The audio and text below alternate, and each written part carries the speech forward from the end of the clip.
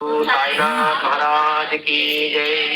सद्गुरु भरद्वाज महाराज की जय। सद्गुरु भगवती दत्तात्रेय स्वामी महाराज की जय। गुरुदेव दत्त। గురు సాయినాథ్ యొక్క పాఠకాలు మాస్టర్ యొక్క దివ్యమైన ఆశీస్సులతో ఈరోజు దావతుల గ్రామంలో మొదలుచెర్ల దత్తాత్రేయ స్వామితో అవని నిర్మలా ప్రభావతి గారి అనుభవాలు, వారికి స్వామి వారితో కలిగే అనుభవాలను సారాంశం మనం గత కొన్ని వారాలుగా తెలుస్తున్నాం. ఈ మహాత్ముల యొక్క జీవితం అందరికీ మార్గదర్శకం.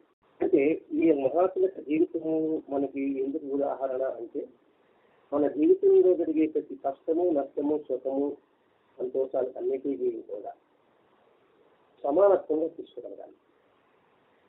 గతంలో విద్యతో ఏదైనా సమానత్వంగా తీసుకోవాలి. అతిగా తీసుకుంటే అనర్థం. సంతోషమైన అంటే సంతోషం అతిగా తీసుకున్నా ఇబ్బంది, దుఃఖాన్ని అతి తీసుకున్నా ఇబ్బంది. ఏదైనా సమత్వంతో మనం గ్రహించాలి. ఆహారం అనుకోండి,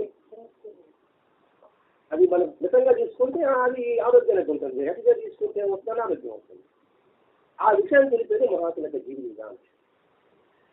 అందుకని మనం జాగ్రత్తగా ప్రతి ఒక్క మహాత్ముల యొక్క జీవిత విధానాన్ని బాగా ఆలోచించాలి. ఆలోచించినప్పుడే అది మనసుకు వస్తుంది. మనసుకు వచ్చినప్పుడే మనం ఏదైనా చేయాలి. మనసుకు రానప్పుడు మనం ఏమి చేయలేము. మనసుకు వచ్చినప్పుడే మనం దాన్ని సాధక చేసుకోగలం. అందుకు పదే పదే ఒక దగ్గర సంఘటనే పదే నేర్చుకుంటాం. ఇది రకంగా చెప్పింది మనం కూడా నేర్చుకోవాలి. ఇప్పుడు గత వారం మనం ఉపయోగించుకున్నాం, అలా అక్కడే బాగాలేదు. వాళ్ళది మామూలుగా అన్ని సమస్యలు వేసి ఆమె స్వామి గారికి వెళ్ళింది. అది వెళ్ళదని ఇంకా ఆయాసం వస్తుంది. అనారోగ్యం ఆయాసం వల్ల పదార్థం ఎలా ఉంటుంది? దానికి వాళ్ళ బంధువులు ఏం చెప్తుంది, మీరు నువ్వే వెళ్ళిపోయారు, మీకు అసలు దేవుడు అంటే ఆయన పక్కన ఉంది, ఇందుకు శ్రద్ధ లేదు అంటే ఆర్చికి వస్తాను ఎక్కడ చూస్తున్నావా అని చూపిపోతే మాట్లాడతారు అన్నారు కదా ప్రతి వారంలో. అంటే చూపిపోవడం వల్ల అనడం వల్ల ఏం ఉపయోగం ఉంటుందని ఆలోచించేవాళ్ళు. అందుకే ఎదుటి వారి మనసు గాయపరచకుండా ఉండే జీవితమే అది పరిశుద్ధమైన జీవితం అని అది బైబిల్లో కానీ పురాణంలోనే చెబుతారు. పురాణంలో ఒక మా వాక్యం వస్తారు, ఎదుటి వారి మనసు గాయపరచకుండా ఉంటే అక్కడ దైవత్వం జరగనట్టుంది. 2, మన వల్ల ఎదుటి వారికి చిన్న మంచి జరిగిన 1000 సార్లు నమాజ్ చేసినట్టున్నారు.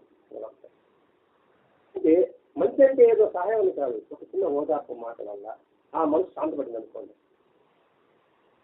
నువ్వు ఎన్ని 1000 సార్లు నమాజ్ చేసినట్టంటే అర్థం చేసుకోండి. అంటే వీటన్నిటి వల్ల ఏముంది, మనిషిలో స్వచ్ఛత కలిగి ఉండాలి, నిర్మలత్వం కలిగి ఉండాలి. ఆ స్వచ్ఛత నిర్మలత్వం లేని జీవితం మంచి జీవితం కాదు. ఇంకా ప్రాణికోటికి వాటికి ఏమో స్వచ్ఛత ఉండదు. ఎక్కడ పోతుంది, ఎక్కడ పని చేస్తుంటుంది, అన్నిలాగే చేస్తుంటుంది కదా. కానీ మనిషి అయిన తర్వాత, మనసు ఉన్నవాడు మనిషి అయిన తర్వాత మనం దాన్ని జాగ్రత్తగా ఆ మనసుని మనం దేనికి ఉపయోగించాలనే విషయం మనం గమనించాలి. ఇప్పుడు అనవసరంగా తిప్పింది పోనీ ఆయన ఏమన్నాడు, ఇల్లు బాగా చేసి బహుశా తెలియదా అంటే కాదు. వాళ్ళ అర్థం అసలు కొన్ని బంధువులు, ఆడబిడ్డలు పిల్లలు, వీళ్ళకి 3 పిల్లలు. ఈ 3 పిల్లలకి పక్కన పెట్టేసింది, సొంతలో పక్కన పెట్టేసి వాళ్ళే అంత బాగా చూసుకున్నారు. ఎక్కడ బాగా ఉంటుంది కదా. మనం ఇంత చేసినప్పటికీ కూడా అత్తగారు కూడా ఈ విధంగా వెళ్ళిపోతానని చెప్తారు, ఇల్లు వెళ్ళిపోతానని చెప్తారు, నేనే ద్రోహం చేశాను అని ఆలోచిస్తాను. ఎవరైనా ఆలోచిస్తారు, బాధపడింది అని పట్టుకొచ్చింది, నేను ఇప్పుడు వెళ్ళిపోవాలని. ఇది ఆ చెప్పుడు మాటలు.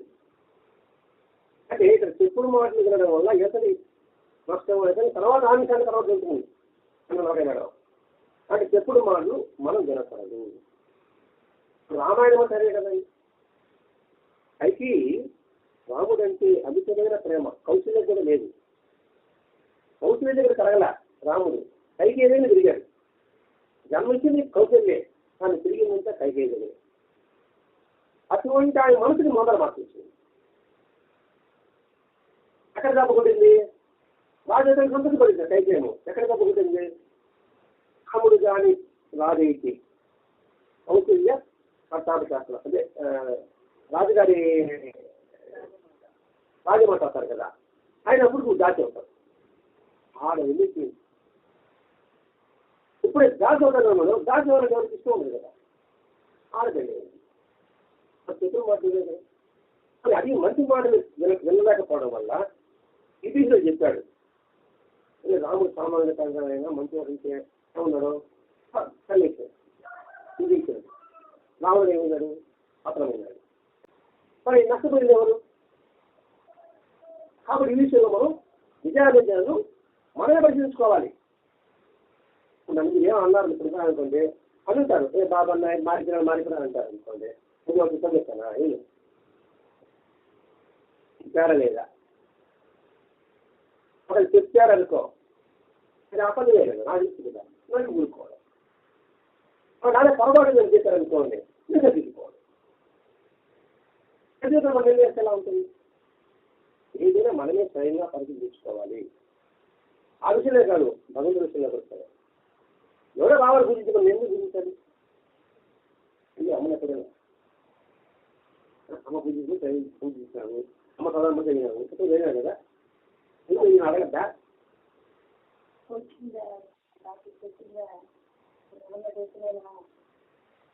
జనాలు చేస్తున్నాను అడగాలి. మా ఇద్దరు గొడవ ఏదైనా సరే స్వయంగా మనం పరిశీలించి మనకు మెచ్చితే ఏ పనులు చేయాలి. పెట్టకుండా వాళ్ళ కోసం మనం చేయకూడదు. బయటికి ఇష్టం కాదు చేరారు, కష్టంగా చేరావా? చెప్పిన ముందు ఇక్కడ కష్టం చేరావా? ఇష్టం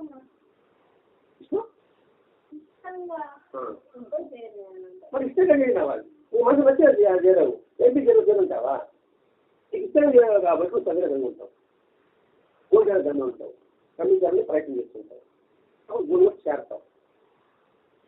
అలా ఆదిష్టంగా అది అర్థవంతంత మాత్రమే ఉంటుంది. ఏ పైన ఇప్పుడు చదువు విషయం కావచ్చు, చదువు విషయం కావచ్చు, ఏదైనా కావచ్చు కాక తెలుసుకొని దానిలో సాధన ఏంటో మనం విచారించి ఆ పని చేయాలి. చెప్పుడు మాట్లాడి నేను కూడా ఇంత నీ బాధపడతాడు పాపం, ఆయన సాగు చెప్తున్నాను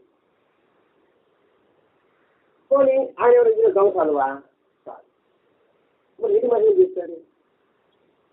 అక్కడ నేను కానీ ఏమైనా ఆశ్రయించుంటే నువ్వు తప్పు పడినా అర్థం ఉంటుంది. ఇలా ఇది మాకు అగ్ని పరీక్ష. అత్తగారు వెళ్తాను ఏం చేశారు? భగవంతు కలుసుకుంటూ పాఠం చెప్పారు. తెల్లవారింది, మరోవారు అత్తగారు మధ్యాహ్నం ప్రయత్నం చేశారు, అవుతారా? మరి ఆయన ఏం బోధించిందో సార్గా వెళ్ళిపోతాను. ఇంతకాలం చేసిన సమస్య పోయింది, ఎవరికైనా బాగానే ఉంటుంది. ఆ పాట చదువులేకపోతుంది ఈ నిర్మల ప్రభావం. సరే వాళ్ళ కొడుకు చెప్పి చూసినాడు, వినలే, నేను తప్పేం లేదు. సరే ఈ కారులో బయలుదేరి సరిగిళ్ళు ఉండేసి వాళ్ళంటే అనిపించారు. ఇద్దరికి బాధే, కొడుకు బాధే, కోడలికి బాధకి బాధగా ఉంది. కొడుకు కూడా ఇంతకాలం చూశాను కదా, ఏదైనా కొత్త బట్టలు కొనుక్కున్నా వీళ్ళకన్నా కొందరు ముందు అలా ఆడబిడ్డ కొడుకులకి వాళ్ళకే గురేవాళ్ళు అనమాట. అంతగా చేసినప్పుడు ఎంతో మనసు బాధ ఉంటుంది. వెళ్ళారే కానీ వీళ్ళు బాధపడుతూనే ఉండాలి. సరే అత్తగారు అంటే అభిప్రాయ భేదాలు తీసుకురాలు ఉంటాయి, ఉన్నా కూడా ఒక గంటల్లో అవి సర్దుకుడిపోయేది. 11 మంది పిల్లలు కలిగిన ఆయన జీవితంలో అత్తగారి 11 రోజులు అందరూ ఆలోచించండి. ఎంత సంసారం 11 మంది పిల్లలు అంటే అతని పిల్లలు, అతని భర్తలు, అవన్నీ చూసింది కదా. ఒక గంటలో 6 జీతంలో 6 కోట్లు తిని నన్ను తన పిల్లలు ఒకరిగా తీసుకుంది. కేవలం అత్తగారు పెట్టినా మళ్ళా నేను మెచ్చుకుంటే వచ్చి నచ్చజెప్పుకునేది. నేను అలాగే మాట కూడిన, చదువులు ఆడిన, అత్యాదాపడి క్షమాపణ చెప్పుకునేదాన్ని. అత్తగారన్నా అత్తగారు చెప్పాను ఆ కోడల పిల్లలు ఉండకూడదు అనేసి. ఇలా ఈ నోరు జారినా కూడా మా అత్తగారికి క్షమాపణ కొడుతుంది. అలా జరిగింది వాళ్ళ జీవితం, ఆ కుటుంబం. అచ్చం ఆదర్శంగా సినిమాల నుంచి అత్తా చూడలాగా అంటే అప్పుడు కొంచెం బాగా చూపిస్తారు కదా, అలా ఇది గొప్ప చెప్పుకోవడం కాకుండా మా ఉమ్మడి కుటుంబంలో సహజీవుల లోపాలు సర్దుబాటుతో సంసారం వృత్తి పెరగకుండా ఇద్దరికిద్దరు సర్దుకుని జీవించారు ఇంతకాలం కూడా. ఇంత బ్రహ్మాండమైన ఆ పంచామృతంలో ఒక విషయం చెప్పబడింది. ఆ కళ చూసిన ఒక విషయం చెప్పబడింది. తన బిడ్డల బాధ్యతలు నా బిడ్డలను వదులుకొని మరీ చేయడంతో ఆవిడ నా పట్ల నా సేవ పట్ల ఏదైనా అనుమానపడ్డా. మన బిడ్డలు కాకుండా అత్తగారి బంధువులనే చూసింది. ఆవిడ అత్తగారు కూడా ఈ పట్ల ఏం అనుమానపడలేదు. ఇలా ఏమి జరిగింది? చివరి రోజుల్లో మేము చూడలేదని మాకు నింద వేయడానిక? బాగా చూస్తున్నాం కదా, మాకు నింద వేయడానిక? ఆ రోజు ఏ పని చేయలేదు జరిగింది. స్వామి గారికి వెళ్ళారు, ఈ మూడు జరిగింది చెప్పారు. స్వామి మా సరే జరిగింది అని చెప్పి నిర్లిప్తంగా, ఎలా ఉంటుంది నిర్లిప్తంగా ఇంకొక ఆదేశం అంటే స్వామి వారు అన్నగా సమాన్ చేశారు. ఎంతటి గురి చెల్లివమ్మని ఆ వచ్చిన ఆవిడ శత్రువు కాదు, గుర్తులు ఎందుకు గుర్తులు చేస్తారు అలా చూసుకోవాలి. చూసుకుంటేనే కొంచెం మనసు ఆయన శత్రువు కాదు, ఆవిడ మిత్రులే. ఎలా నీకు ఎంతటి బాధ్యతలు ఆయన వదిలించుకుని ఆయన కోరిక తీసుకుపోయింది, నీకు బాధ్యత తప్పింది. ఇది ఎక్కువ చెప్తాడు ఇక్కడ. ఇందులో మన రహస్యం ఉంది, తెలుసుకోవాలి అంటూ నువ్వు నిర్మలంగా చేసే సేవకు ఏనాడు తగల పడదు. ఇది ఎప్పుడు ఇక్కడ మనం చేసే పచ్చని సేవకి ఎప్పుడు చాలా పట్టదు. మంచికి మంచి ఎప్పుడు కాస్తూనే ఉంటుంది. ఎక్కడికి పోదు. దాంట్లో డిపాజిట్ చేస్తే అంతే, ఎక్కడికి పోలేదు. అకౌంట్లో పడుతూనే ఉంటాయి.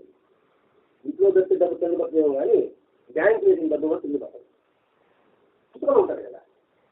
అలాగే మన మంచి సేవ పక్కన ఉండే వాళ్ళు చెప్పి వాడి పడవచ్చేమో కానీ ఆ దుడ్డు పడేవాడు చదవను అర్థం అదే. కాబట్టి ఆయన తీసుకోకపోతే అది చదవ పట్టదు. ఇప్పుడు నిండి వేశారని నువ్వు బాధపడుతున్నావు. ఈ బంధువులే దీన్ని తీర్చించేది వస్తుంది. అది ఇంకా తెలిసింది ఆ సంఘటన కూడా. అక్కడ యువకు చేసి దాంట్లో ఇదే సాపాలు చెప్పారు, అలాగంటే అక్కడ సాపాలు అవుతుంది. ఇప్పుడు ఎవరైతే నువ్వు తిప్పుతున్నారో వాళ్ళని నీకు కీర్తిస్తారు. నీ గుణం గుర్తించే రోజు వస్తుంది. పెద్దవాడు చెప్పిన టైం లేదు ఆమెకి, మనం ఆసనం అయిపోయింది. మృత్యు కొంచెం ఉంది ఆవిడ వెనకాలే. నీ మీద ఆ బాధ్యత పట్టకుండా కలిసి వెళ్ళిందే ఆ మహాతల్లి. ఆవిడ నీకు మిత్రుడు, మరో చిన్న మిత్రుడు, బాధపడకండి. అంతేంటి నువ్వు చేసే మంచి పద్ధతి అంటే ఎప్పుడు ఉంటుంది. ఇప్పుడు చూస్తున్నారు ఈ బంధువర్గం అంతా కూడా నిన్ను కీర్తించేది వస్తుంది, నిన్ను గుర్తించేందుకు వస్తుంది. కాబట్టి నువ్వు భయపడద్దు, బాధపడద్దు. మీ ఇద్దరికి ఇది మూడో జన్మ, మొదటి భార్య వస్తుంది. అది పెరుగుతుంది కదా, ఈ రోజు ఇది మూడో జన్మ. ఇప్పుడు మీరు ఏంటి కాదు, ఇంకా పెంపొందించుకోవాలి. ఇది కొత్త జన్మ. ఆధ్యాత్మిక జన్మకి ఈ రోజు నుండి ఇన్నాళ్ళు మీరు చేసిన సేవకు పరమార్థం రాబోతుంది.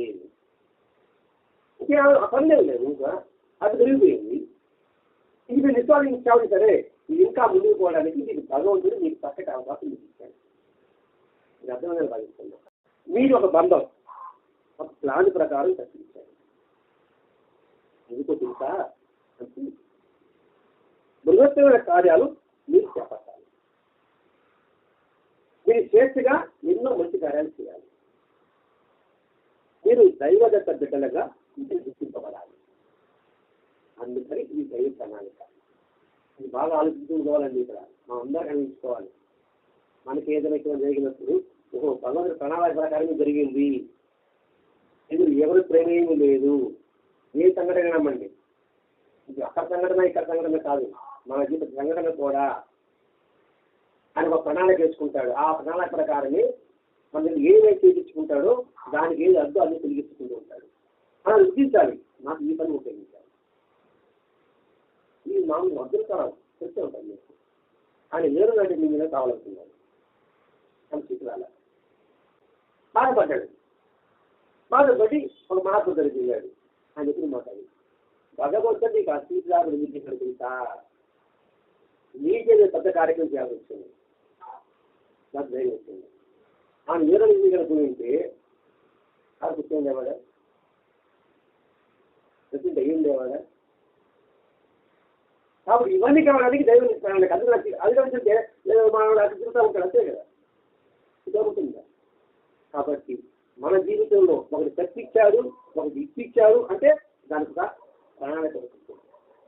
అది గుర్తుపెట్టినా అనుకోండి, తప్పిదా ఇది నా మంచికే, వచ్చిందా అది నా మంచికే, అది లేదు గుర్తుపెట్టుకోవాలి. అప్పుడు మీరు ధైర్యంగా మీరు గుర్తింపబడాలి, మీరు గుర్తింపు రావాలి. అర్థకాలానికి ఎలా గుర్తింపు? ఆ మహాత్ముడు చెప్పిన మాటకి గుర్తించాడు, అప్పటికి పేరు మారాడు. ఇప్పుడు నాకు భగవంతుడు ఏమి ఇచ్చాడు, దీనికి న్యాయం చేకూర్చాలి. ఏదో చూపిస్తుంది కదా, దీనికి న్యాయం చేకూర్చాలి. చివరికి ఇస్తాను, చివరి ప్రాణం పోటీ తెలియదు. చివరి వరకు విద్యార్థులకి ఏదో అందించాలనే అలా చెబుతూనే నేను గురిపోయాడు అబ్దుల్ కలాం. మరి ఇప్పటికీ ఎంత కొన్ని దాదాపు 130 కోట్ల మంది చేయాలని ఉంటాడు. అదే ఆగిన అనుకోండి, కనీసం వాళ్ళ ఇంట్లో వాళ్ళు గుర్తింపు పెట్టుకుని నమ్మకం కూడా ఉంటుంది కదండి. ఏదో వచ్చాక చెప్పాలి మాకు ఇచ్చుకోలేదంటారు. ఇప్పుడు 130 కోట్ల మందిలో అబ్దుల్ కలాం స్టోరీ పెడతామంటే ఆ ఒక్క మాట మీద ఈ దైవత ప్రణాళిక అని అంత శ్రద్ధ చేసుకున్నాడు కాబట్టి ముందుకు పోగలిగాడు. మన జీవితంలో కూడా ఆ విధంగా ముందుకు పోవడానికి ఆదర్శంగా ఎవరంటే అబ్దుల్ కలాం. దైవానికి సమీపంగా మీరు రావాలి, అందుకే ఆయన దూరం చేశాడు. మీకు పూర్తి స్వేచ్ఛ అవసరం.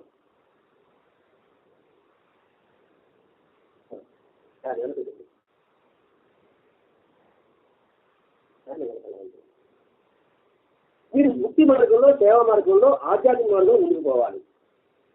స్వేచ్ఛగా ముక్తి మార్గము, సేవా మార్గము, ఆధ్యాత్మిక మార్గము. ఇక్కడ ముక్తి మార్గము, సేవా మార్గము, ఆధ్యాత్మిక ఇవన్నీ కూడా మనకు మధ్య ఈ 3 పద్ధతి మన పక్కనే. ఇప్పుడు ఫ్రీ ఉండాలి కదా, అదే ఇంట్లో ఫ్రీ తెలంగాణ చేయడానికి, నువ్వు సహాయపడడానికి నీకు అవకాశం ఇచ్చాడు. నువ్వు బాధపడవద్దు. దైవం చేసే ప్రతి పని వెనుక ఒక బృహత్తర ప్రణాళిక ఒకటి ఉంటుంది. మామూలు ప్రణాళిక కాదు, ఒక బృహత్తర ప్రణాళిక ఉంటుంది. దాని ఉదాహరణ గంగమాంబ. గంగమాంబ సినిమా తిరిగి చూసుంటారు మీరు. ఆమె యొక్క జీవితం, దానికి లక్ష్మీబాయి యొక్క జీవితం, వీరాబాయి యొక్క జీవితం. ఇంకా ఆడవాళ్ళ చెప్తున్నామంటే నిజం వస్తుంది కాదు, ఆడవాళ్ళ బాధపడతాను. ఇక్కడ సరోజినీ దేవి, సరోజినీ నాయుడు పేరు దీని ఆదర్శం. అంటే వాళ్ళు ఎందుకు సెలెక్ట్ చేసుకున్నాడు వాళ్ళు భగవంతుడు, దానిలో నిమగ్నమయ్యారు, దానిలో వాళ్ళు సాధించబడ్డారు. అంటే దానిలో సఫలీకృత కాగలిగారు.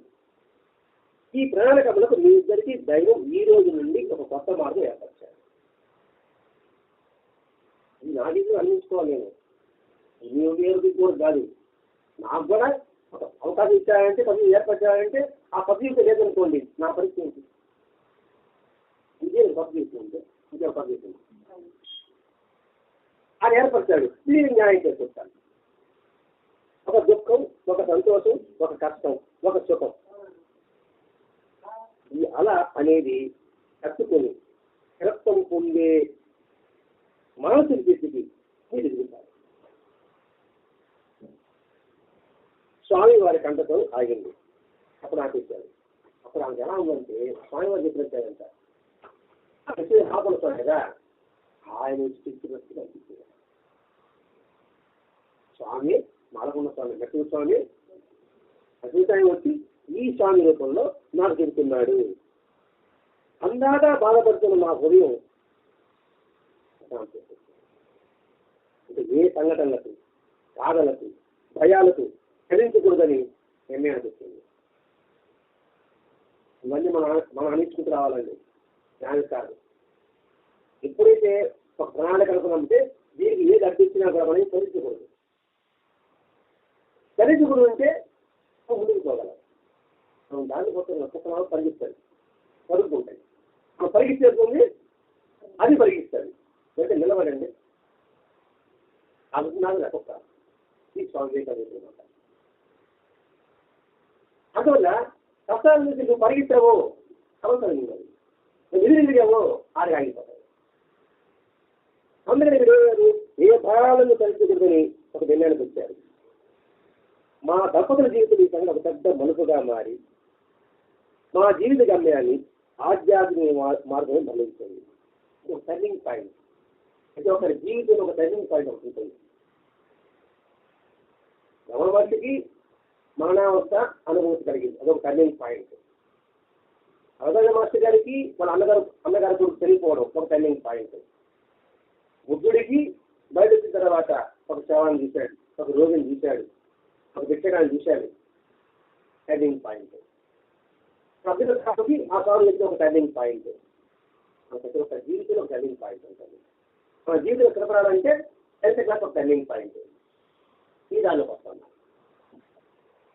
అదే పెద్దగా టర్నింగ్ పాయింట్ కదా. నువ్వు ఎక్కడ ఉద్యోగం 10th క్లాస్ మాత్రం నువ్వు చూస్తారు ముందు. అట్లాగే ప్రతి ఒక్క జీవితంలో ఒక టర్నింగ్ పాయింట్ ఒకటి ఉంటుంది. ఆ టర్నింగ్ పాయింట్ మా అత్తగారిని అనిపిస్తుంది. ఇప్పుడు నీకేం అర్థం లేదు, నువ్వు శక్తిగా జీవించు, నీ తప్పేం లేదు, నువ్వు అమ్మని చెప్పాల. నువ్వు ఉన్నమని చెప్తావు, ప్రాధాన్యపడ్డావు, బతుకులాగా, కానీ వాళ్ళ ప్రారంభం ఇప్పుడు సంతనంగా ఉంటుంది. మన బంధు మనకి అందులో అనుకోండి, వెళ్ళిపోతాను బతికి ఆడతాం, చేస్తాం, అంత పనికి పెట్టుకోవాలని కోరుకుంటాం. పెట్టుకోవాలంటే ఏమైంటుంది. అందుకని వాళ్ళకి పుట్టి పుట్టి వాళ్ళే వెళ్ళిపోయారు. అనుకుంటున్నది అది మనం గుర్తించాలి ఇక్కడ. వెంటనే పల్నాడు నుండి స్వామివారి కోసం భక్తులు రావడం పోవడం, నిరంతరం సత్సంగం. మా ఇల్లంతా కూడా ఒక భగవన్నాము భగవద్గీత జరిగే భక్తి బృందాలతో పునీతమై ఇది ఆ ఇల్లంతా కూడా. అక్కడ ప్రతి అణువులు కూడా భగవంతుని యొక్క పాదస్పర్శతో ఉండడం మారిపోయింది. మాకు మా భావనకు ఏ బంధువులు విమర్శించిన ఆ కార్యక్రమాలు అనూహ్యంగా సాగిపోతున్నాయి. ఎవడే విమర్శించుకొని అక్కడ తరిగేసి అనుకోవచ్చు, అని కాలు బంధుకి అనుకోవచ్చు, సంబంధంగా ఎందుకంటే మన ఆమంగా చూస్తున్నారు, మీకు మాట్లాడలేదు అంతే కదా. అలాగే ప్రతి సంఘటన కూడా మనం కావాలని ఏం చేస్తాం. ఎవరైనా ఈ మన గుడ్డు అని అనుకుంటారు. ఎవరైనా అంటే మన ఇంట్లో ఒక వస్తువు ఉందనుకోండి, ఎవరు పారేసుకోవడానికి కావాలని చెప్తే అర్థమవుతుంది. దాన్ని జారిపోయింది, నా ప్రమేయం లేదు, జాగ్రత్తగా తలపేసుకునేయాలండి. సమస్య లేదు, నేనేం చేస్తాను, జాగ్రత్త చూసుకునేదే అన్ని జాగ్రత్తలు నేను నేర్చుకున్నా, అర్థమైనా భావిస్తాను. అందుకని ఇక్కడ ఎవరు విమర్శించినా నాకు మా సంబంధం లేదు, మా ఆలోచనలకి మా భావాలకి మా పని లేదు. ఎందరో స్వామివారికి వస్తూనే ఉన్నారు. అంటే ముఖ్యులు కావచ్చు, సాధకులు కావచ్చు, లౌకిక కరువులు కావచ్చు, పండితులు కావచ్చు. వాళ్ళు స్వామివారితో ఎన్నో విషయాలు ప్రశ్నించారు, మా సమాధానం పడుతున్నారు, వస్తున్నారు, పోతున్నారు. ఆ వచ్చిన వాడిని బడిలో అక్కడ పంపించడం. వాళ్ళు వచ్చిన తర్వాత వాళ్ళు అంటున్నారు, ఈ పూర్వపుణ్యం వల్లనే మీకు అటువంటి మహనీయ సేవ మీరు పెడుతుంది. మీరు సాగు చేస్తారు, మీరు సీకించే రోజు వస్తారని. అలాగే మన జీవితంలో కూడా మనం ఎవరైతే వెనక మీరు నవ్వినారో వాళ్ళే మనం సీకించే రోజు వస్తుంది. నా జీవితంలో కూడా జీవితంలో కూడా అంటే భగవంతుని ప్రణాళిక కానీ మనం గుర్తుపెట్టుకోగలగాలి. మాది కేవలం పాండిత్యం, ఆ జన్మ సంస్కారం. కానీ ఆయన తపస్సు ముందు మన జ్ఞానం ఎంత, ఆయన కారణం జన్మడు, జీవన్ముక్తుడు. ఏదో కొంత ప్రారంభం ఉంది కాబట్టి ఈ శరీరాన్ని కలిగించారు. ఏదైనా ఈ శరీరం అనేది మన ప్రారంభానికి అన్ని శరీరం వస్తుంది.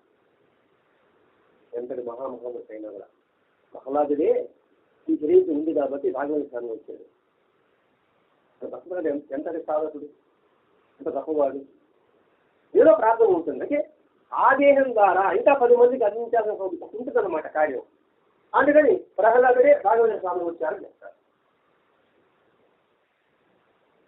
కాబట్టి ఆయన కారు జన్మడు. ఏదో కొంత కొర ఉంది కాబట్టి ఈ జన్మ తీసుకున్నాడే తప్ప ఇక జ్ఞానం లిఖించడానికి తర్కించడానికి మనబోటి జ్ఞానం చాలదు. నేను దాని గురించి మాట్లాడాలి. ఏదైనా ఈ శరీరం ప్రారంభం అవుతుందండి. ఇక్కడ ఈరోజు ఇక్కడ కూర్చోవాలి, ఈ శరీరం ఇంటికి ఉపయోగపడుతుంది. రేపు ఎక్కడ కూర్చొని లక్ష్మి ఉపయోగపడుతుందో రేపు ఉదయాన్నే సంగతి కళ్ళు తెలిసి వస్తుంది. అర్థమైంది. అదే ఆ వచ్చిన వాళ్ళకి నేను పొగడం తిరగడం వహించారు. ఒకరోజు ఈ పేరు గుర్తింది. 10 కోట్ల పేరు కుట్టడం సహజం, పాముదేవుడు సహజం. ఎన్నోసార్లు కుట్టుబడి ఉంటుంది దీనికి, కానీ అది తగ్గుతూ వచ్చింది. కానీ ఇప్పుడు కుట్టడం కొంచెం చేశాం. ఎందుకు కుట్టింది చెప్పబోతారు ఇక్కడ. ఇప్పుడు పేరు కుట్టించడంలో ఒక ప్రత్యేకత ఉందండి. ఏందో ఆ ప్రత్యేకత చూద్దాం. కావలిలో ఈ ఉపన్యాసం ఏర్పాటు చేశారు. కావలి ఈశ్వర్య కాలేజీ ఉంది కదా, కావలి చదివారు. అక్కడ ఉపన్యాసాన్ని నేను ఇచ్చారు. నేను భగవంతు అనుగ్రహం వల్ల నేను బ్రహ్మాండంగా ఉపన్యాసం చెప్పగలిగా. అందులో దత్తాత్రేయం గురించి కొన్ని విషయాలు వాళ్ళు అడిగారు. అందరూ దానికి సమాధానం చేసింది. ఆ సమావేశంలో ఒక మెడిటేషన్ ఇచ్చి నేను ఉపన్యాసం ఇన్న తర్వాత మా నాన్నగారితో స్వామివారిని చూడాలని ఉందని కోరిక వ్యక్తం చేశారు. ఉపాయం చెప్పింది, ఈ స్వామి గురించి చెప్పింది. చెప్పేటప్పటికి ఆ మెడిటేషన్ నేను స్వామిని చూడాలి అని అన్నాడట. సరే, వాళ్ళ 35 మంది బయలుదేరారు. మాలకొండకి వెళ్ళారు, సత్యసాన్ని చూశారు. ఆ తర్వాత ఇంటికి వచ్చారు. అంతా భోజనం అంతా వగైరా అయింది. అందరూ బ్రహ్మ జిజ్ఞాసల గ్రంథం మీద చర్చ జరిగింది. ఎవరి దగ్గర? స్వామివారి దగ్గర. బ్రహ్మాండాన్ని మహాత్మాల విషయాన్ని చర్చించారు. మీరు బుద్ధిలేనారు. ఈ పుస్తకాలని సారాన్ని మత్స్యంలో పదిలపెట్టుకొని రామనామం చేసుకోండి. వృద్ధాప్యము మృత్యువు తోడు నీడుగా వస్తాయి మానవునికి. వృద్ధాప్యము మృత్యువు తోడు నీడే అది మర్చిపోవాలి. అంటే పెద్దలు వలిస్తారు కదా, పెద్దలు వేసినట్టు అంతా వయసు ఉంటారు కదా, వాళ్ళు స్వామి చెప్తున్నారు. వారంతా ఇంటికి వచ్చారు. అంటే ఈ వృద్ధాప్యం మృత్యుని మనం గుర్తించాం. తోడు నీడగన్నాడు. మనం గుర్తు చేస్తుంటుంది. వృద్ధాత్వరే నీ వయసు పెరుగుతుంది రాని. ఏం గుర్తు చేస్తుంది? ముందు ఇంటికి కలవస్తాయి, కళ్ళు కొంచెం మందగిస్తాయి, చెవులు కాస్త ఇస్తాయి, కళ్ళు కాస్త ఊడతాయి. ఇంటికి ఏంటా ఒరే ఉద్యోగాలు వచ్చినప్పుడు జాగ్రత్త పడడం ఆయన, అంతేకాని తలకు రంగు చేసుకోబాక ఒళ్ళు పెట్టుకోబాక. అంటే వాస్తవం అండి. అంటే అది గుర్తులు అనుకోండి. అయిపోతే మనం ఏం చేయాలి, ఏం చేయాలి, ఏ మంచి పని చేయాలి, మంచి పనులు పెట్టాలి. మన ఇంట్లో సంగతి అనుకోండి, మనం ఉమ్మడి కుటుంబం అనుకోండి, ఏం చేస్తాం, మనకి అయిపోతా ఉంది. ఏమో అందరికీ పని చేస్తాం, ఇప్పుడు వీళ్ళు రాయేస్తాం. అది గుర్తించుకోవాలి. రాయలు అనుకోండి, తన ఇబ్బంది కూడా ఎవరా తీసుకుంటామండి. వచ్చి సంపాదించాలి, ఇబ్బంది పెట్టుకుని అంతా ఉన్నప్పుడు చేశారు అనుకోండి, శాంతత చదవడం రాయిపోతాం కదా. అది ఇప్పుడు తెలుసుకోమోరు. మా తర్వాత వాళ్ళకి రాసిన అనుకున్న ఇబ్బంది చాలా జరగదండి. ఇబ్బంది అప్పుడు ఎంతమంది ఇబ్బంది పడతాం చేస్తున్నారు. ఇప్పుడు వాళ్ళకి మన సంబంధించి మన తలకి వస్తుంది కదమ్మా. అది ఇప్పుడు రాసిపెట్టారు అనుకోండి, ఏ బాధలేదు కదా. దృష్టి చెప్తున్నానండి. అది ఎప్పుడు తోడుగా ఉంటుంది, జాగ్రత్త పడేది అర్థం. వాళ్ళకి ఇంటికి వచ్చారు. అబ్బా మీకు బ్రహ్మాండం, మహాత్మ సేవ, అదృష్టం, మీ సంపదలు అని పోయేటప్పటికి మీకు అంతా పొంగిపోయింది. అన్న కూడా సైకిల్ లేదంట. ఈ పొంగు మాట మనకేసింది కదా, అందరినీ సైకిల్ లేదంట. ఆ పొగట్టులు కబుర్లతో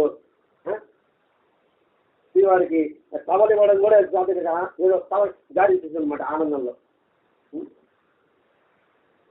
సరే, జారీ వచ్చి కబలు తీసుకునేటప్పటికి దాని కింద కూడా చేయదు. కబలు జాగ్రత్తగా వచ్చే కబలు కింద పడదు, పేరు పుట్టదు. ఈ ఆమె పార్వత్యం అయిపోతుంది. ఏంటి పొంగిపోయింది. ఆ చీర గుట్టింది. ఎంత గుట్టిందంటే సామాన్యంగా రక్తం వచ్చేలా గుట్టింది. రక్తం కారిపోతా ఉంది. కాళ్ళు విరిగితే తప్ప ఏం తినగలరు. ఇంకా అతికింది. ఎల్లి అరుపు కనిపించారు. ఆడికే విషయం ఏమవుతా ఉంది. అన్నం వేశారు, ఉల్లిపాయలు రుద్దారు, ఇది బాగా అంతా దానికి మనీ ఉంటాయి కదా, అది మంత్రం మీరు తగ్గిపోతుంది కదా అని ఒకరు. అయినా మీరు ఒడ్డు కొడులో ఒడ్డు తీసుకుంటా నేను ఒడ్డు వెళ్ళాను అని మీ పక్షులకి ఈ వాక్యాలు గుర్తిందండి. సార్ వాడికి చెప్పాడు, ఎవరి కర్మ పొలం వారు అభివృద్ధి చేస్తుంది. నేను ఎవరు చేస్తాను అనుకుంటున్నారా, చాలా పోగొట్టు అనుకుంటున్నారా అని గమనార్థం చేసుకోమని చెప్పాను. ఎందుకు చెప్పాలని చెప్తానండి. నేనే భగవంతు చేసేవాడిని కాదు. ఆయన కర్మఫలం ఏ కర్మఫలం పొందిపోయింది కదా, గౌరవం ఇచ్చాడు.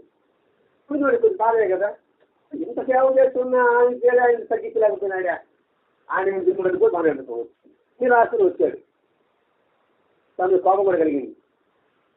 అప్పుడు ఏమైనా వద్దని చెప్పాను కదా అందరూ కోపాకని. ఇది ఆయన పని వచ్చాను కదా, ఇది కూడా ఆయన సరే అదంతా జాగరణ చేసుకుంటూ బాగా చేసుకుంటూ ఉంది. మన నాటికి బాగా తగ్గింది. 3 రోజుల తర్వాత వెళ్ళే గుర్తు ఏం సానే వచ్చాడు కదా, మరి తృప్తి కోసం చెప్పకూడదా, తగ్గదా నాకు తెలుసు వద్దని చెప్పా, అయినా కూడా ఇచ్చాడు. మరి తృప్తి కోసం చెప్పకూడదా, ఏదో ఒక మాట చెప్పకూడదా. నా బాధ ఏదో ఓర్చుకుంటా, ఏదో నామకం చేసుకున్నా, జనం ఏమనుకుంటారు, ఎంత సేవ చేస్తున్నా నువ్వు నీకే కష్టం కలిగించలేదే అని అంటారు. మాట వస్తారు అది అంటే ఏమండి, జనం ఏమనుకుంటారు స్వామి, ఈ స్వామికి ఈ మహిళలు ఏమనుకుంటారు, ఈ మహిళలు లేని స్వామికి ఇంత చేసింది ఆయన ఫలనిత్యా మన సమాజం కట్టిస్తూ ఉన్నది. మరి ఆంజనేయ లేదే ఇది దేవుడు బయట ఇంతకాలం భగవంతుడు కొలుస్తున్నా ఏం చేశాడు నీ భగవంతుడా, కష్టం వచ్చింది అని ఇప్పుడు మాట అంటారు కదండి. ఇంతకాలం ఏం చేశాడు ఇంట్లో ఏమన్నా కోసం ఆమె ఉండగలుగుతాను ఏమన్నా, అది ఏం దేవుడు నీ దేవుడా అనుకోండి. మన ఇంతకాలం చూపిస్తున్నా నాకు ఇంత కష్టం వచ్చింది అంటాం కదండి మనం కూడా. కాబట్టి స్వామి ఏదో ఒక మాట వరకు చెప్పుకుంటూ బాగా తీసుకొని ఉంటాడు. నేనే నా బాధను అనుభవిస్తూ ఉంటా అని నవ్వుతూ అంతమంది అతిథిగా అంత పొగిడించుకున్నారే, మీకు అహం తన్నుకొచ్చింది కదమ్మా సహజంగా. ఆ పొగట్లకు ఆనందం పోయి కుయ్యో పోలని బాగా అనిపించాడు. నీకు పేరాడు కాదు పడుతుంది కదా, నేను సేవ చేస్తాను కానీ పొగిస్తున్నావా, దానికి అనుభవించు. అంతటితో నా అహం కాస్త ప్రక్షాళన అయిపోయింది. భగవన్నామం చేసుకోమని ఎందుకు తెలుసా, అయ్యో అబ్బా నడిచి ఏడ్చి నువ్వు గాలిపడి పక్కవాని బాధ పెట్టే కంటే భగవన్నాముడు ఒకటే సర్వబాధ నివారణని నీకు తెలియజెప్పడం కోసం. బాగా చేసుకోండి. కుయ్యోమర్ అంటే చూసేవాళ్ళు ఏమంటారు, వాడికి బాధపడతారు. బాధపడి ఏమంటే గమ్ముంటారా, నీకే గురించి కష్టం ఇంకా చదివించలేదు ఇంటి ఇప్పుడు బాగుంటాయి. అలా కాకుండా నువ్వు భగవన్నామం చేసుకుంటూ కూర్చావు అనుకోండి, వాళ్ళు ఏం చేస్తే నిలబడదు. అందుకని నేను భగవన్నామం చేసుకోమన్నా. ఆ వ్యక్తి మీద దేశపాడు అంటారా, ఎందుకు పాడు ఇది ఈ తీరు కొట్టింది, నేను మంత్రం వాయిన్ చేస్తాను, మన రేపు కూడా నా దగ్గరికి వస్తాను. నేను అంగళ పెట్టుకోవాలి ఏమన్నా, ఏదో సాధన చేసుకొని నేను కూర్చుంటున్నా.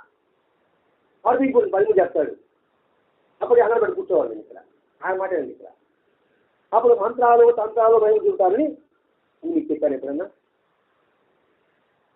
అది చూపడం మొదలు పెడితే తండోపతండాలుగా వచ్చిన జనంతో నాకు తపస్సు ఉంటుంది, మీ జ్ఞానం ఏంటి ఇక్కడ, నేనేం చేయగలనా, నేను ఏ మహిమని చెప్పను. ఈ శరీరాన్ని విమర్శించిన పొగిడిన నాకు లెక్కలేదు.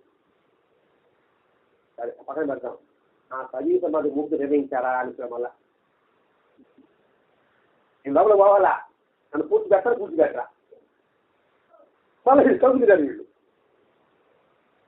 బాధ్యత చూస్తున్నారు, మర్చిపోయాడుకున్నారు వీళ్ళు.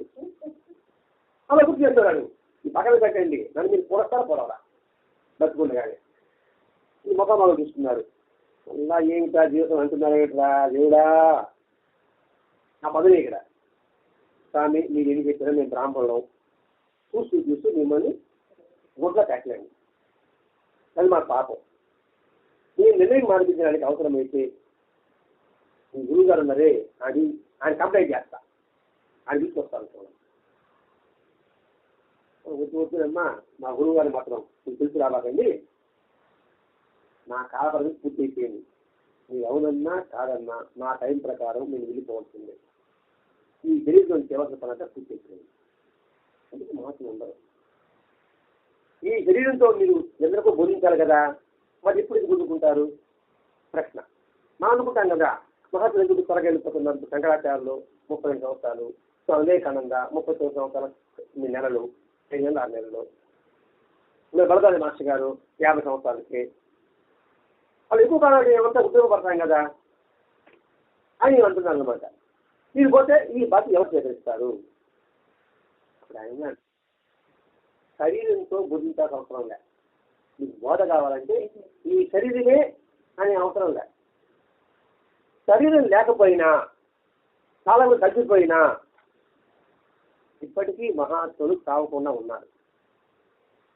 వారి యొక్క ఆధ్యాత్మిక బోధలు వారి శరీరం పతనం తర్వాత కూడా వ్యాప్తి చెందాయి. నిజానికి ఆదిశంకరాచార్యులు ఎక్కడో శరీరం వదిలిపెట్టాడు, ఈనాటికి కూడా ఆయన సాంప్రదాయం ఉందా అంటారు. కాబట్టి నాది అంతే. అదే బాబాయ్ ఉంటాడు, నా అమ్మకి సమాధి చేస్తుంది, నా సమాధి మాట్లాడుతుంది, బాగా చెప్పలేదు. మరి ఇప్పుడు వాడు శ్రీశాల ఒకటి వాడు చేశాడు కదా, లేదు మాకు ఈడే శ్రీశాల ఒకటి చెప్పుకున్నాడు ఇక. కాబట్టి నా ఆధ్యాత్మిక బదులు అందరికీ అందుతాయమ్మా.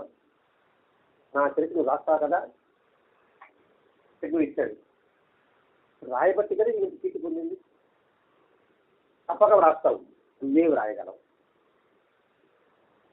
నీకంతా అయోమయంగా ఉంది.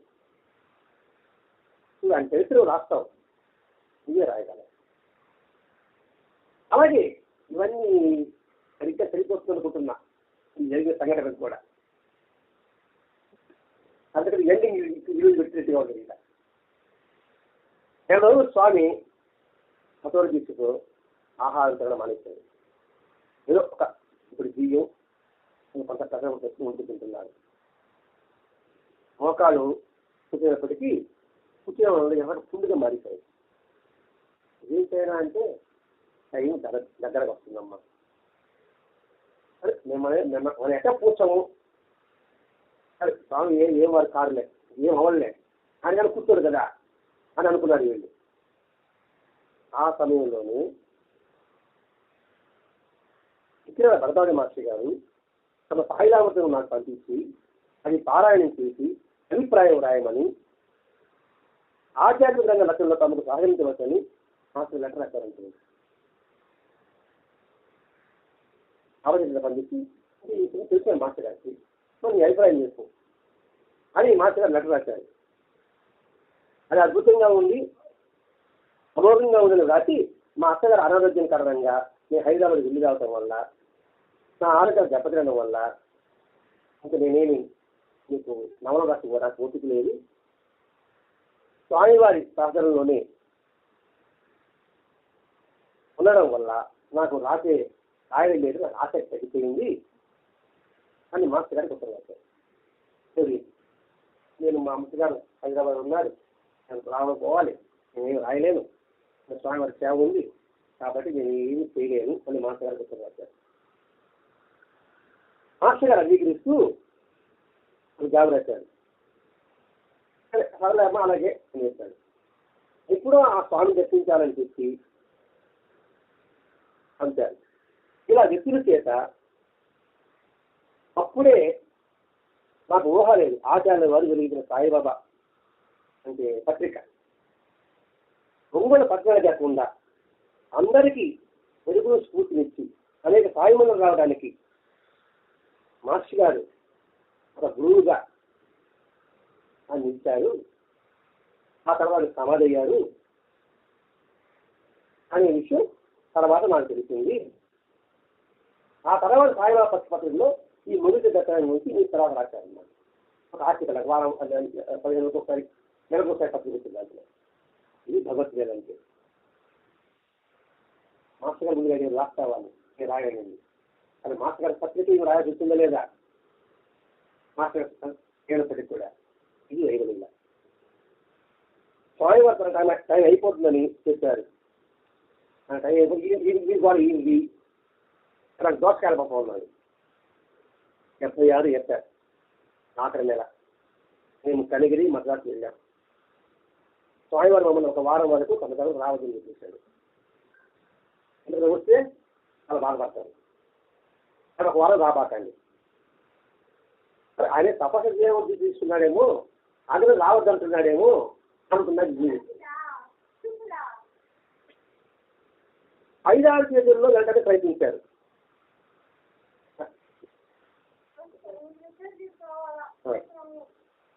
ఎవరో అతిథులు వచ్చారు.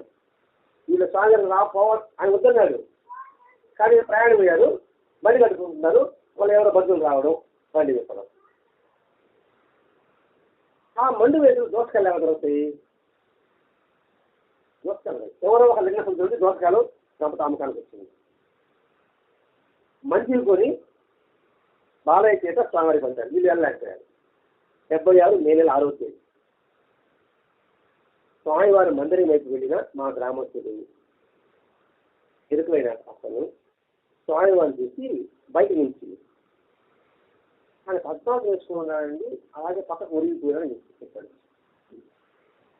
అది చూస్తుంటారు కదా చెప్పాడు ఏంటి ఆయన పద్మాలో కూర్చోన్నాడు. అది ఇట్లా ఒరిగిపోయాడు. పడిపోవాలంటే కళ్ళకి ఎక్కిస్తాడు కదా, అట్లాంటిది ఏం లేదు. ఒరిగిపోయినాడు అని చెప్పేటప్పటికి నేను గోడ మీద చూశానన్నాడు. అది 1 గంట అయింది మధ్యాహ్నం. అద్దెకి తీసుకున్నారు, వెంట తీసుకున్నారు, దోసకాయలు తీసుకున్నారు. వచ్చి స్వామి ఒరిగిపోయినాడు. కమండలో నీరు ఉంది. చిన్న కాగితం చీటి రాసి కింద పెట్టున్నాడు. నాకు ఇక్కడ దత్తాత్రేయ ప్రత్యక్షమయ్యారు. అక్షరంలో రా మాట నేను దత్తాత్రేయగా మారిపోయాను. ఇక్కడ నుండి మీరు దత్తాత్రేయ స్వామిగా మీరు వ్యవహరించండి. శనివారాలు తప్ప మిగతా వారాల్లో నా మందిర ద్వారా తెరవండి అని చెప్పండి. శనివారాలు ఎందుకంటే అత్యంత స్వామి శనివారం ఒకటి దర్శనం అక్కడ మీరు తప్పుడు మూయేసి ఉంటారు. ఆయన దర్శనం అయినప్పుడు నా దర్శనం ఉండకూడదు, ఆయనే దర్శించాలి. చూడండి తరమ్మడి ఎలా ఉందో. శనివారం తప్ప నా మందిరం శనివారం మూసేసేయండి, మిగతా వాళ్ళు తిరిగి పెట్టండి. శనివారం అక్కడ తెలుసుంటారు, మిగతా వాళ్ళు మూసుకుంటారు. అక్కడ మూసినప్పుడు ఇక్కడ తెరవండి, అక్కడ తెరిచినప్పుడు ఇక్కడ మూయండి. అంటే భక్తులకి 7 రోజులు అందుబాటులో ఉండాలి భగవంతుడు. అక్కడ మిస్ కాకూడదు. ఆడ మూసుంటారనుకోండి నా దర్శనం నేను దత్తా చేస్తాను కదా, ఇవి రాసి పెట్టారనమాట. స్వామివారిలో తలం లేదు. ఇక్కడ మంత్రుల సహాయంతో స్వామివారిని వరండాలకు చేర్పించారు. స్వామివారు అడిగి ఉదయాన్ని నిర్ధారణకు తెచ్చారు. వెంటనే అందరికీ సమాచారం అందించారు. అందరూ వచ్చేసారు.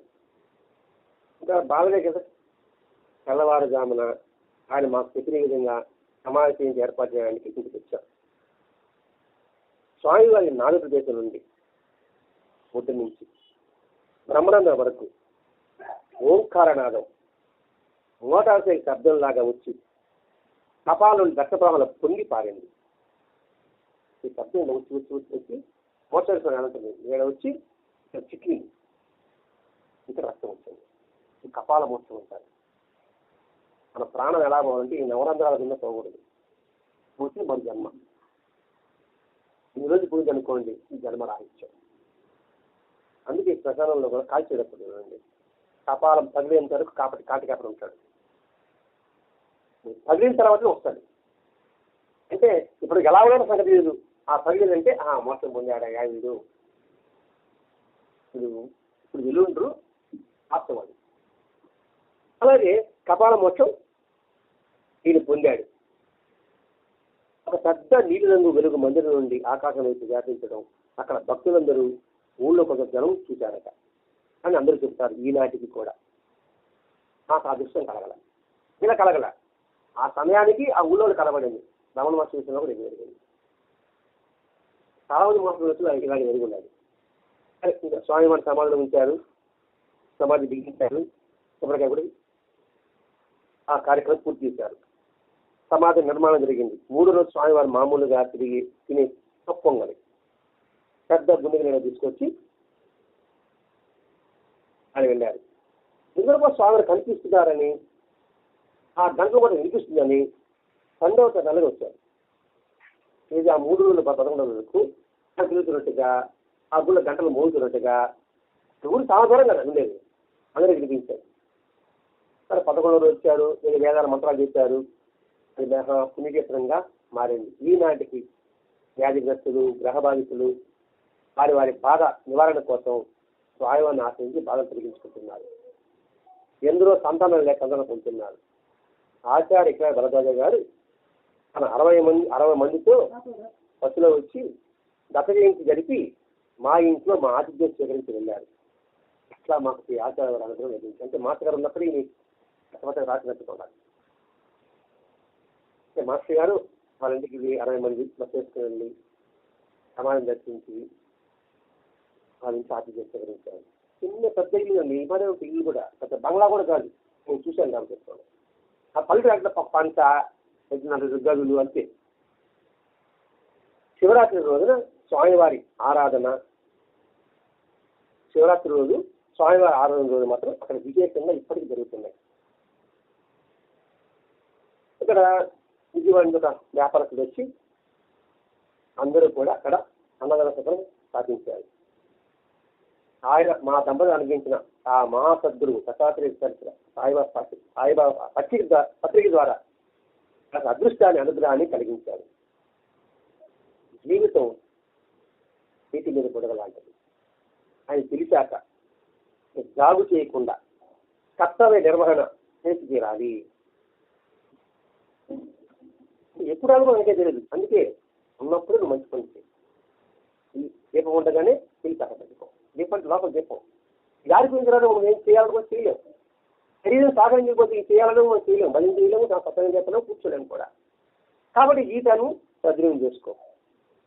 ఆ శక్తి ఈ పుస్తకం రాయడానికి నన్ను ప్రేరేపించింది. ఇప్పుడు ఆమెకి ఎంత అదృష్టం. ఇప్పుడు ఇంతమందికి ఆయన గురించి తెలియజెప్పడానికి అవకాశం ఉంటుందంటే ఈ చరిత్ర చదివి ఆ సమాజం ఎంతమంది దర్శించుంటారు, ఎంతమంది ఫలితం పొందుంటారు. మరి వీటికి అంతటి పుణ్యం ఆమెకు వస్తుంటుంది. అలాగా అందుకే ఈ సత్సంగం పెట్టుకోవడం వల్ల ఇక్కడ ఇద్దరు వచ్చారు, ముగ్గురు వచ్చారు, ఎవరు రాలేరు, ఇవి కూడా వింటాయి. మరి వాటికి అన్నింటికి నువ్వు పుణ్యం చేకూర్చేవాళ్ళు అయితేమో కాదా. అందుకు సత్సంగం చెప్పడం, భగవత్కార్యాలు చేయమని చెప్పడం, సేవా కార్యక్రమం చేయమని చెప్పడం.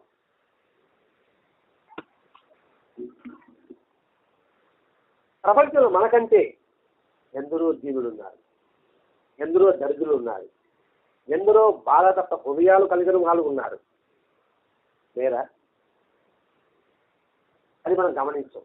దేవుడా నాకేం ఇస్తాను అంటే మీకు వాళ్ళంతా బాగున్నట్టుగా, వాళ్ళలో తిరుగుతుందా అసలు సంగతి ఉండదు కదా. అందరూ చదువుతూనే ఉన్నారు. ఏమమ్మా సంగతి అంటే అప్పుడు చెప్పారు నవ్వాటి అని తిరిగి అర్థంగా. అందుకే చేస్తున్నాడు. ఎందరో జీవులు ఉన్నారు, ఎందరో దరిద్రులు ఉన్నారు, ఎందరో బాధ హృదయాలు ఉన్నారు. వాళ్ళందరితో పోల్చుకుంటే మనం చాలా ఉన్నత పరిస్థితిలో ఉండేట్లు అనుగ్రహించాడు ఈ దైవం అని ఎవరికి వారు నిర్ణయించుకున్నాను అనుకోండి. వాళ్ళకంటే ఎక్కువ సార్ భగవంతుడు ఉంచాడు కదా. ఆ ధైర్యం మాకు మేము తెచ్చుకుని మా అమ్మాయికి ఊరట కలిగించి, అంటే ఒక మధ్య చెల్లించిన అమ్మాయి ఆమె ఇంటికి తీసుకురావడం, వాళ్ళ పిల్లల్ని చూసుకోవడం జరిగింది కదా. ఆమె తన బిడ్డలు పెంచుకుని కర్తవ్యాలు నిర్వహించేందుకు మార్గదర్శకంగా మారారు. ఈ జీవితం అది వాళ్ళ ఆడబిడ్డ చెల్లిలో కూతురు మనం చదువుకున్నాం కదా, ఆమె ధైర్యం ఇచ్చింది. ఇంత కష్టంలో కూడా ఇలా చేశారు కదా, మరి నేనెందుకు ఇలా ఉండకూడదు అని ఆమె తన పిల్లలను చూసుకుని పెంచడం ప్రారంభించింది. ఆ తర్వాత ఆ అమ్మాయి స్వతసిద్ధుకుని తన పిల్లలను ధైర్యంగా పెంచుకుంది. అంటే మధ్యడి వచ్చింది కదా, ఆ పిల్లల్ని ఈయనే కాపాడింది కదా. ఈ ఈదును చూసి ఆమె ధైర్యం తెచ్చుకొని, అంటే మనసు సిమితం చేసుకొని, మధ్య చదివించడం అంటే ఏముండదు, ఏదో జరిగిన సంగతి తలుచుకుంటూ అనుకున్నప్పుడు ఏది చేయాలి అనిపించదు. మతి ఏం పోదు, మతి అంటే ఉంటుంది. కానీ ఏది చేయాలనిపించదు. ఏం మాట్లాడి అలా ఉండడం, అలా చూస్తూ ఉండడం అనుకుంటాం. తర్వాత కంట్రోల్కి వచ్చారు, ఇలా వల్ల ఉపయోగం లేదు, నా బిడ్డలు ఉన్నారు, వాళ్ళు ఎవరు చూసుకుంటారు అని అనుకున్న కానీ అందుకని తన పిల్లల్ని తన కర్తవ్యం నా పిల్లలు తింటారు ఎవరు చూసుకుంటారు, నేను వెళ్ళిపోయాను అనుకోండి మా నా పిల్లలు గతి ఏంటి అని ఆలోచించి తన పిల్లలు ధైర్యం తెచ్చుకొని తన సంసారాన్ని నిలబెట్టుకోండి. ఆ తర్వాత స్వామివారి సేవలు కాలం గడిపోయింది. కళా ప్రవాహంలో దైవ నిర్దేశిక మార్గంలో పయనించాలే తప్ప, ఆయన చెప్పిన మనం నడవాలే తప్ప కాలానికి దైవానికి మనం ఎదిరి మీరకూడదు. బాబు నిర్దేశించాడు ఇలా బాధ ప్రయాణం పోవాలి, నా ప్రయాణం పోతుంది, ఇలా చేయలే పని అని అనుకోండి మనకే నష్టం. అంటే ప్రతి ఒక్కరు భగవంతుడు మనకి ఇచ్చిన విధి అనే భావాన్ని మన మనసులో దృఢంగా నాటుకోవాలి.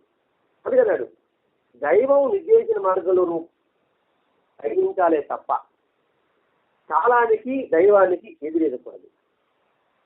ఈ ధైర్యం సందేశం ఆ దైవమే ఇచ్చాడు. కాబట్టి ఈ పరిస్థితులు ధైర్యంగా నిలబడే శక్తిని ప్రసాదించేది ఏమిటంటే భగవంతుని యొక్క నామం. మనకి ధైర్యం చేకూర్చేది భగవంతుని యొక్క నామం, అంటే మహాత్ముల యొక్క జీవితం. అంతేగాని మానవ జీవితంలో అసలు ఒడిదుడులు లేకుండా చేయడం మాత్రం సాధ్యం కాదు. జ్ఞానం చెప్తున్నా, అర్థమైన భావిస్తున్నా. ఈ జీవితంలో ఒడుగులు లేకుండా ఉంచడం సాధ్యమే కాదు. రామావతారం జరిగిందా, కృష్ణావతారం జరిగిందా, ఇంకా అనేక మంది మహాత్ములు చెప్తారు, రంగమామ గురించి జరిగిందా, మీరాబాయి సంఘం జరిగిందా? వ్యక్తిపురాలు ఉంటాయి జీవితంలో, దాన్ని చూసుకుంటూ పోవడం అంతే. కరెంటు పోయింది, ఇంటికి పోవాలి, ఏం చేస్తాం? లైట్ తీసుకుంటాం. రోజు వర్షం వచ్చింది, గుడి వేసుకుంటాం. ఎండ పోవాలి, చొప్పు వేసుకుంటాం.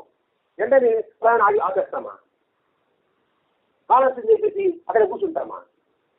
వాహనంలో గుడి ఎలా ఉపయోగించుకుంటాము, ఎండకి తిప్పులా చేసుకుంటాము. అయ్యో దేవుడు వాన చిక్కుడికి చేశాడే, ఇంటికి పడే చేశాడే అని కూర్చుంటే అయితే సరికెట్ట. అలాగే మన జీవితంలో మూడబడకుండా, బాధపడకుండా, దుఃఖించకుండా మనకి ఏ కారణించాడో దానికి ఏది అనువైన మార్గం వచ్చింది భగవంతుడు ఆశ్రయాలు తీసుకో. ఎంత దుఃఖం వచ్చింది, సహాయం ఒకడు ఉంటాడు, వాడిని ఆశ్రయాలు తీసుకో. వాడు ధైర్యం చెప్పేవాడు ఒకడు ఉన్నాడు, వాడి మార్గంలో వాడి మాట విను, ముందుకు పోగలవు. వాడి మాట లేకపోతే నువ్వు ముందుకు ఎలా పోగలుగుతావు? ఏడాది గొంగలు ఆడే ఉంటుంది, ఏం ఉపయోగం? ఇప్పుడు ఒక గొంగలంటే పెద్దది దుప్పటకు పొందాం, అది ఆడే ఉంటుంది కదా, ఏం ఉపయోగం ఉంటుంది? దాన్ని ఉపయోగించుకోవాలి మనం. కాబట్టి సాధన చేసుకో. ఎవరి వల్ల సాధ్యం కాదు ఒడుగు లేకుండా జీవితం ఉంటే. ఇది అనుభవం కూడా. మా దంపతులకు మాకు ధైర్యాన్ని ఇచ్చారు ఈ దైవ జీవులు. చాలు ఏ కష్టమైనా భరిస్తాం. అది ఆ స్వామి వారు ఆ జీవిత చరిత్ర ఈ రోజుకు కరెక్ట్గా సన్నివేశము. ఈరోజు బాగా ఆలోచిస్తే ఇక్కడికి సరిపోతుంది, మనకి సరిపోతుంది. కానీ దీన్ని బట్టి మనకి దైవం చేసిన దానిలో నడవాల్సింది తప్ప ఎదిరి తీయకూడదు. దైవం ప్రణాళికంగా మనల్ని ఒక పనికి నిర్ణయించుకున్నాడు ఆయన. కాబట్టి ఆ నిర్ణయించుకున్న పనిని మనం నిర్విఘ్నంగా నెరవేర్చాలి. కాబట్టి ఈ చరిత్ర ద్వారా మనం నిర్ణయించుకోవాల్సిందంటే జీవితంలో కష్ట నష్టాలు అనేది ఒడిదులు పూర్తిగా తొలగించడం సాధ్యం కాదు. ఎండ కావాలి, వాన కావాలి, చలి కావాలి. ఇదే ఎండే కోరుకుంటామా, వానే కోరుకుంటామా, చల్ల కలవనే కోరుకుంటామా? కాబట్టి ఈ సహజం. కాబట్టి మన జీవితంలో కూడా ఈ ఊరు తొలగించడం భగవంతుడు ప్రార్థించడం అది వీరే కాదు. రాముడికి వల్ల, కృష్ణుడి వల్ల, ఎవరి వల్ల కాల. కాబట్టి భగవంతుడు జీవించాడు, ఆ ప్రకారంగా నువ్వు నడుచుకో. ఇది బాబు ఎదురించబాక తక్కువలేదు. అది చివరన స్వామి వారికి, మనకి, అందరికీ ఈరోజు జరిగిన సంఘటనకి అన్నిటికీ అనువైన సత్సంగమే ఈ సత్సంగం. ఇది మళ్ళా వినాల నేను కూడా. అటువంటి ఆ క్షేత్రం ఒక పుణ్యక్షేత్రంగా మారింది. ఎందరో భక్తులు ఒక పెద్ద మందిరం గుడిలాగా రూపుదిద్దుకుంది. 1992వ సంవత్సరం ఇంకొక ఆలోచన వచ్చిందట. ఏమనంటే ఈ భగవత్ భక్తి ఇంకొక ఆగిపోకూడదు, వెళ్తుంది కదా, ఏదో ఒక పని కల్పించాలి అని ఒక అయ్యప్ప తరహాలో ఒక మండలి తెచ్చిపెట్టి చెప్పేది. 40 రోజులు కూడా మనం సాధన చేస్తే మన భక్తి ఉంటుంది కదా. అంటే అంత స్వామి ఉన్నప్పుడు ఉన్నారు, స్వామివారు లేరు, పరీక్ష వాళ్ళు ఉంటాయి. అందుకే ఇంకొక ఆలోచన వచ్చిందట. అదే అయ్యప్ప దేశంలాగా 40 రోజులు ఒంటిపూట భోజనం, వస్త్రం కొత్త వస్త్రాలు ధరించడం, దానికోసంగా నిరంతరము భగవనామం స్మరించడం, ఇలా కార్యక్రమం చేసుకుంటూ వాళ్ళ ఇంటి చెప్పిందట. ఎందుకంటే ఇప్పుడు పొలం పనులు స్టార్ట్ అవుతాయి. మరి ఇవి 6 నెలలు డబ్బులు ఉంటారు కదా, మరి ఆ డబ్బులు ఎందుకు ఉంచాలని ఈ ఆలోచన. పెద్ద కాలక్షేపం గడిపేస్తారు. అందుకని ఈ ఆలోచన వచ్చింది. వర్షం పన్నంతా అయిపోయిన తర్వాత ఈ 6 నెలలు డబ్బులు ఉంటారు కాబట్టి ఈ 6 నెలలు చేసి పెడదాము అనుకొని దత్తనామస్మరణ విడవకుండా చేసేలాగా ఒక ప్లానింగ్ చేశారు. ఇది ఒక ప్రతిపాదన చేస్తే ఇది అందరికి ఉపయోగపడుతుందని వాళ్ళ ఇంటి కూడా ఒప్పుకున్నాడు. అంటే మనస్ఫూర్తిగా కూర్చునే కొంతమంది యువకులను ఇంటికి పిలిపించుకొని ఇలా చేస్తే బాగుంటుంది కదా. సత్యంగా చెప్తున్నాను, చెప్పాలంటే ఎందుకుంటున్నాము చేసుకోమని కదా. అలా అందరూ దత్తనామస్మరణ చేసుకుంటున్నాము అన్నారు. నేను స్వామి వారితో చేసుకుంటాను, ఎలా చేయాలో మాకు చెప్పండి, ఎలా చేయాలో మీరు చెప్పండి, మీకు ప్లానింగ్ వేయండి, ఆ ప్రకారంగా నేను అందిస్తామన్నారు. అక్కడ ఉన్న కుర్రవాళ్ళు ఏదో అజీవుల మాట విన్నారు. నేను కూడా ఎదగడం లేదా కాబట్టి దేవుడి మాట కాదండి, మా దేవుడు కూడా మనం విన్నాం. అయితే స్వామివారు సిద్ధి పొందింది వైశాఖ శుద్ధ సప్తమి నాడు. ఇదంటే మా నాన్న గుర్తొస్తున్నాడు. మా నాన్న కూడా ఇదే వైశాఖ శుద్ధ సప్తమి. ఆ రోజు స్వామివారు ఇప్పుడు నాకు గుర్తొస్తారు అన్నమాట. ఇద్దరు గుర్తున్నారు నాకు, ఇదేంటి నాకు గుర్తొస్తుంది ఇప్పుడు. అంటే ఇది మా నాన్నగారు చదివినప్పుడు స్వామివారు కూడా మండలారాజు ఇద్దరు గుర్తొస్తారు అన్నమాట. ఇక్కడ దైవం గురువు. ఆ రోజు దేశ విరమణ ఇచ్చారు. అందుకు 41 రోజుల ముందు దేశం నిర్వహించాలని నిర్ణయం తీసుకున్నారు. అంటే ఏంటి, మన పొలాలు ఇంచు పారంపర్య సంఘటన అయిపోతుంది, ఫిబ్రవరితో అయిపోతుంది. ఇది వైశాఖ మాసం ఎప్పుడు ఇంచుమించు ఏప్రిల్లో మే స్టార్ట్ అవుతుంది. కాబట్టి పొలం ఉండవు. స్వామివారి ప్లాన్ అనుకుంటున్నా, ప్లాన్ కలిగించారు కదా. ఇంకా జనవరికి మరి పొలం ఏముంటుంది, ఎంతనే మార్చి గంట అయిపోతుంది. ఇది 40 రోజులే కదా. ఏప్రిల్ పెట్టుకున్నా కూడా ఈ వైశాఖ ఇది ఒక్కోసారి మేలో కూడా వస్తుంది. 15 రావచ్చు, 7 రావచ్చు. అందుకని మార్చి ఆఖరిలో కానీ ప్రారంభించాం అనుకోండి, 40 రోజులు పూర్తి అయిపోతాయి. అలా నిర్ణయం తీసుకున్నారు. శీతాకాలంలో శాకాహారం గుడ్లు వేసుకోవాలి. ఇప్పుడు మనం ఐశ్వర్యం ఇస్తాం కదా, ఆ తర్వాత మన దీక్షలు, పితాహారం, నిరంతరము భగవంతుని నామస్మరణ, రథాల నామస్మరణ చేసుకుంటూ దీక్ష విరమణ చేసే ముందు అక్కడ రామాలయం ఉంటుందట.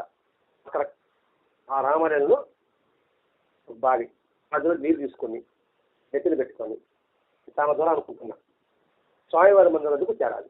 అంతే కదా. ఇప్పుడు వీళ్ళున్న ఇంటికి స్వామివారి సమాజ మందిరం వీళ్ళు బండి పెట్టుకుంటున్నారు కదా. ఊళ్ళో రామాలయం ఉంది. ఇక్కడి నుంచి నెత్తిన నీరు పెట్టుకుని స్వామివారికి చేరి అక్కడ ప్రదర్శన చేసి ఆ కలశంతో స్వామివారి సమాధికి అభిషేకం చేసే దీక్ష విరమణ.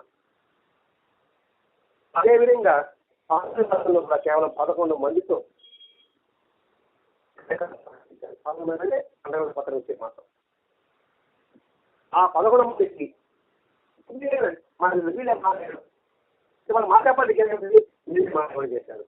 అలా 11 మందితో ప్రారంభమైన దీక్ష దాదాపు 15,000 మందికి కోలాహలంగా జరుగుతుంది. ఇప్పుడు ఇంటి గురించి కలుస్తున్నారు, ఇప్పుడు కొట్టారనుకోండి, అందులో మీరు మండరాజుల ఉత్సవం, కోలాటాలు, దీపాల అలంకరణలు అద్భుతంగా ఉంటాయి. ఒక మొగుచులం కాకుండా చుట్టుపక్కలకి పాటింది.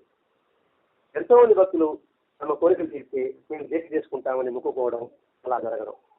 ఈ 40 రోజులు వాళ్ళకి దీక్ష వీలే చేస్తాం. అదొక సేవ. ఆ 40 రోజుల పాటు ఎంతమంది వచ్చినా మధ్యాహ్నం భోజనం, సాయంకాలం అల్పాహారం ఉచితంగా అందించడానికి ఇప్పటికీ కూడా ఆ మందిరం వాళ్ళు నిర్వహిస్తున్నారు. ఎందుకంటే ఆ మందిరం నుంచి వీళ్ళు కొడుకులే. ఆ మండల ఆ 40 రోజుల పాటు మధ్యాహ్నం భోజనం, అల్పాహారం వీళ్ళే ఇవ్వడం ప్రారంభించారు. ఇప్పటికీ ఆ మందిరం వాళ్ళే నిర్వహణ ఏర్పాటు చేస్తున్నారు. గొలగములకి పోతే అందరూ ఎంతమందికి అన్నదానం చేస్తున్నారు ఆ విధంగా. దానికి ఎంతో మంది ఈ కార్యక్రమానికి చేస్తున్నారు.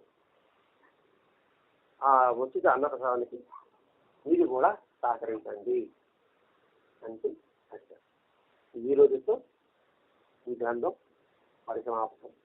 సరైన సమయంలో, సరైన విధానంలో, అందరికి ఉపయోగకర విషయంలో ఈరోజే ఈ గ్రంథం ఎండింగ్ రావడం కూడా అనేక సంకల్పంలో. కాబట్టి ఈ రోజు సత్సంగాన్ని మళ్ళా తిరిగి మనం పదే పదే వినడానికి ప్రయత్నం చేసుకుంటూ, అందరికీ ఫార్వర్డ్ చేసుకుంటూ, మనం చేసుకుంటూ, ధైర్యాన్ని తెచ్చుకుంటూ, భగవంతుని ఆజ్ఞ ప్రకారం మనం అందరూ నడుచుకుంటూ, మన చేత ఆయన ఏ పని చేయడానికి సంకల్పిస్తున్నాడో ఆ పనిని నిర్విఘ్నంగా జరపాలని కంకణం కట్టుకుంటూ, ప్రమాణం చేసుకుంటూ, చింత వదిలి చింతన ప్రారంభిస్తాం. శ్రీ సచిదానంద సద్గురు సాయినాథ్ महाराज की जय, सद्गुरु भरद्वाज महाराज की जय, सद्गुरु दत्तात्रेय महाराज की जय, गुरुदेव दत्त।